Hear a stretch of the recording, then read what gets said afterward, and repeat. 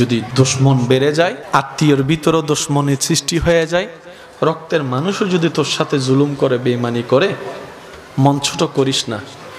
তোদের জীবনের প্রতিটা ক্ষণে কিভাবে মোকাবেলা করবি সেটা প্র্যাকটিক্যাল শিখে নেওয়ার জন্যই আমি প্রত্যেকটা নবীকে এক একটা মুসিবত দিয়ে তোদের জন্য শিক্ষার ব্যবস্থা করে দিয়েছি। সুবহানাল্লাহ।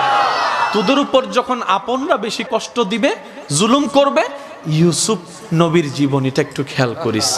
ইউসুফ নবীর জীবনীটা একটু খেয়াল করিস।